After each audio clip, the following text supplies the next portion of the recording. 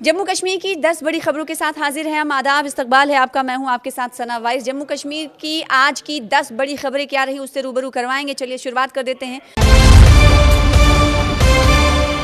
पहली खबर यह है कि उपराष्ट्रपति सीपी राधाकृष्णन जम्मू कश्मीर के अपने पहले दौरे पर श्रीनगर पहुंच गए हैं। एयरपोर्ट पर लेफ्टिनेंट गवर्नर मनोज सिन्हा और मुख्यमंत्री उमर अब्दुल्ला ने उनका स्वागत किया।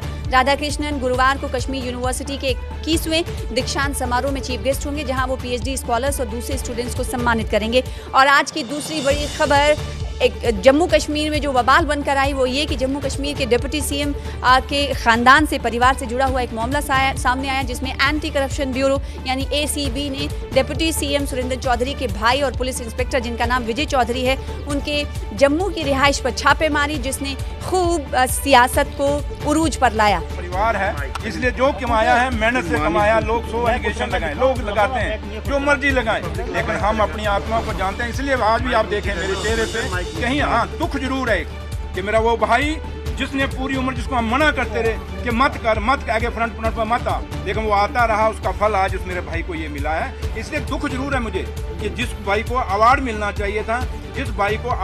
चाहिए था, उसको प्रमोशन मिलनी चाहिए थी, उसको प्रमोशन को रोकने, क्योंकि उसकी फाइल आपको पता होगा दोबारा चली है, उस फाइल को रोकने के लिए, उस प्रमोशन की फाइल को रोकने के लिए जो लोग ऑफिसर जो काम करने वाले हैं उन पे काम के एलिगेशन किस पे लगते हैं? काम करने पर। कभी उस ऑफिसर निकम्मे पे एलिगेशन लगते देखे जो सिर्फ दफ्तर से बैठ के सियासतें करता है? ये ऐसे निकम्मे ऑफिसर जो हैं ये साजिशें चलते हैं, लेकिन जो काम करने वाला ऑफिसर है कभी आपने देखा है उसको कि भाई उस पर एलिगेशन नहीं लगता है? चाहे कोई भी लीडर होगा, चाहे भी कोई भी आदमी काम कर रहा है, और आप पत्रकार हैं, अगर आप अच्छा काम करेंगे आप पे भी एलिगेशन लगाएंगे। तो जो पत्रकार चमचागिरी करता रहेगा, सर इनके थ्रू आपको टारगेट किया जा रहा है, इनके थ्रू आपको टारगेट किया जा रहा है। कहा कि सुरेंद्र चौधरी अगर इनसे डरता होता तो शायद आपके सामने यहाँ खड़ा होकर अभी बोल करने जाता। और तीसरी खबर, जम्मू के शहीदी चौक पर यूथ कांग्रेस और कांग्रेस के कार्यकर्ताओं ने मिलकर बड़ा विरोध प्रदर्शन किया। इन लोगों ने शहीदी चौक से रघुनाथ मंदिर तक एक विरोध रैली निकाली। लॉ कोई काम नहीं कर रहा है, देश में तानाशाही का कानून चल रहा है। देश में दो कानून हैं, एक कानून वो है जो भारतीय जनता पार्टी के लिए और एक कानून वो है जो विपक्ष के लिए है।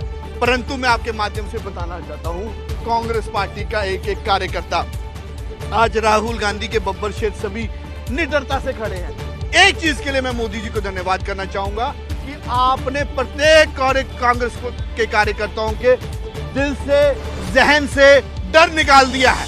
इसके लिए आपको सलाम करता हूं। आइए डालिए, हमें भी जेल में डालिए, जितने कांग्रेस के कार्यकर्ता जेल में डालें, परंतु आपकी देश विरोधी और युवा विरोधी नीतियों के खिलाफ हम इसी तरीके से लड़ते हैं। मैं समझता हूं प्रधानमंत्री साहब ने जो एआई का सबमिट किया, ये वाकया हुआ 20 तारीख को। बीजेपी को याद करा दूं कि बड़ी शार्ट मेमोरी है कि 16 तारीख से 20 तारीख तक जब कार्यक्रम चल रहा था, पहले दिन ही बंद इंतजामी के चर्चे पूरी दुनिया में यहाँ पे हुए। बंद इंतजामी को लेके लोगों ने बड़े आरोप यहाँ पे लगाए और आईटी सेल के मिनिस्टर अश्विनी को माफी मांगनी पड़ी। भाजपा की याददाश्त कमजोर है, मैं आपके जरिए उनको याद ताजा करता हूँ। बिल क्रेट को किसने बुलाया? कौन से आदमी जिम्मेवार थे बिल क्रेट को, जिसका यौन शोषण के सिलसिले में लोगों के, नौजवानों की तस्करी में नाम यहाँ पे आया? भाषण नहीं कर पाया। देश तो उसी वक्त शर्मसार हुआ। ये वाक्य तो 20 तारीख का है। अगर चोरी भी करनी थी लेकिन नकली तरीके से नहीं वो मार सके। मैं समझता हूँ उदय भानु चिप, जिसने नौजवानों के और देश के जो यूएस ट्रेड यहाँ पे हुआ, जिसका सीधा प्रहार किसानों पे था, नौजवानों पे था, हमारी इंडस्ट्री जो थी उस पर प्रहार था, उस चीज को लेके उन्होंने आवाज बुलंद करने की कोशिश की और पीसफुल तरीके से थे। चौथी खबर जम्मू के आईआईएम में केंद्रीय मंत्री डॉक्टर जितेंद्र सिंह से जुड़ी हुई है, जिन्होंने बायोलॉजिकल ब्लॉक रिसर्च लेबोरेटरी की नींव रखी। उन्होंने कहा कि पहली बार जम्मू में ग्रीन बिल्डिंग का ये कॉन्सेप्ट लाया जाएगा। इसके अलावा उन्होंने क्या कहा, पूरी तफसील देखिए। ये जहां हम खड़े हैं तो रेनोवेट हुई बिल्डिंग, ये पहले जंग पड़ा हुआ था, और साथ ही साथ एक स्टेट ऑफ द आर्ट नए ब्लॉक का शिलान्यास हुआ है। लगभग 55 करोड़ उसकी लागत रहेगी, 8000 स्क्वायर मीटर उसका कंस्ट्रक्टेड एरिया रहेगा, और मुझे लगता है कि जम्मू का वो पहला ग्रीन कंस्ट्रक्शन रहेगा। ये कॉन्सेप्ट हम दुनिया भर में और देश भर में उसको बढ़ावा दे रहे हैं। तो totally non fossil source of energy, वहाँ जो कन्वेंशनल बिजली वो इस्तेमाल नहीं होगी, रिन्यूएबल एनर्जी और दूसरे क्लीन सोर्सेज होंगे, जो भारत सरकार और मोदी जी की जो प्राथमिकता है उसके साथ जोड़ता है। अभी हाल ही में आपने देखा शांति एक्ट पास हुआ, जिसे पार्लियामेंट में मुझे ही लाने का अवसर मिला था, और उसके तहत हमने 100 गीगावाट का लक्ष्य रखा है। तो हम उस तरफ बढ़ावा करें और लोगों को प्रोत्साहित करें। मुझे लगता है कि ये जो अपनी तरह का पहला एक ग्रीन कंस्ट्रक्शन रहेगा जम्मू नगरी में, ये दूसरों के लिए भी रोल मॉडल रहेगा। फिर उसके बाद कठुआ में कृषि मंत्री जावेद अहमद राणा ने पेस्टिसाइड टेस्टिंग लेबोरेटरी का उद्घाटन किया। इस मौके पर उन्होंने सरकार की प्राथमिकताओं को गिनाया। हमारी ये भी कड़ी है, जब तक वो पूरा फ्लैज अलग नहीं हो पाता एनफोर्समेंट विंग, तब तक हमारा जो एग्रीकल्चर डिपार्टमेंट है, डायरेक्टरेट जो एग्रीकल्चर है, एनफोर्समेंट को साथ लेके ये सारी चीजों को देखेगा। सर कार्यकाल भी खत्म हो चुका है सर, तो मांग जो है वो चुनावों की कहीं ना कहीं डीडीसी लेक्चर और डीडीसी लेक्चर कल डीडीसी के वो डेट्स खत्म हो गए हैं। अब स्टेट इलेक्शन कमीशन उसकी नियुक्ति हुई है। अब बाकी कुछ इश्यूज है, जो बाकी जो फॉर्मेलिटीज होती है वो होने वाली है, वो हो रही है।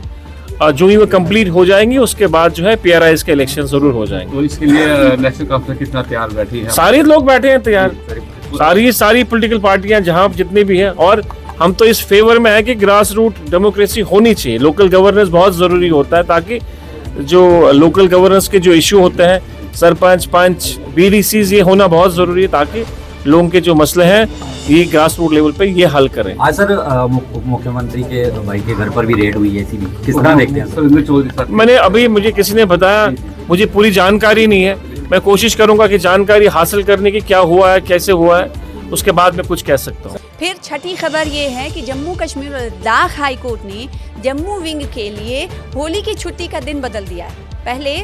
अब पहले से तय 3 मार्च की जगह 4 मार्च यानी बुधवार को होली की छुट्टी मनाई जाएगी। Registrar general M.K. शर्मा ने इसे लेकर नोटिफिकेशन भी जारी कर दिया है। 7वीं खबर पुंछ के गनी जंगल और इलाके से आई, जहां पर सेना और एसओजी की तरफ से संयुक्त कार्रवाई में आतंकवादियों के लिए एक ठिकाने का भांडाफोड़ किया गया है। सुरक्षा बलों ने तलाशी के दौरान तकरीबन 4.5 किलो का एक IED बरामद किया है। 8वीं खबर ये है कि श्रीनगर में पुलिस ने सुरक्षा बलों के साथ मिलकर एक रिवर फ्रंट पर चेकिंग अभियान चलाया। खासकर श्रीनगर में हाउस बोट की चेकिंग की, और वाइस प्रेसिडेंट CP राधाकृष्णन के दौरे के मद्देनजर ये चेकिंग अभियान काफी अहम मानी जा रही है। इसके अलावा आगे बढ़ेंगे। 9वीं खबर कुलगाम से आई, जहां पर कुलगाम में शहजाद आलम ने डिप्टी कमिश्नर का चार्ज फॉर्मली संभाल लिया है, और आउटगोइंग DC अतहर आमिर खान ने DC ऑफिस में आयोजित एक सेरेमनी में नए डिप्टी कमिश्नर को चार्ज सौंपा। 10वीं खबर मेढर के कसाब इलाके से आई, जहां पर एक टाटा सुमो गाड़ी सड़क से फिसलकर खाई में गिर गई। इस हादसे में गाड़ी में सवार 3 स्कूली छात्राओं समेत 5 महिलाएं घायल हो गई हैं। स्थानीय लोगों ने घायलों को गाड़ी से निकाला, फिर उसके बाद अस्पताल में भर्ती करा दिया है। इनपुट्स आई थी कि कसाब में एक एक्सीडेंट हुआ है सुमो गाड़ी का, तो उसमें पेशेंट्स थे, तो हमने जो है अपनी एम्बुलेंस भी भेजी और पेशेंट्स को जो है यहाँ पे हॉस्पिटल में शिफ्ट किया। उसके बाद जो है उनका जो है हमने इलाज किया। तो एक को पेशेंट जो है ओल्ड एज हैं जिनको, उनको एक हेड इंजरी है, तो उसके बाद बाकी जो है पेशेंट ऑलमोस्ट सारे स्टेबल हैं, तो अंडर ट्रीटमेंट है, और हमने जो है उनको अंडर ऑब्जर्वेशन रखा हुआ है अभी, और उनका ट्रीटमेंट चल रहा है यहीं पे। टोटल हमारे पास 5 हैं, जो 3 स्टूडेंट हैं और 2 हैं वो यंग लेडीज़ हैं।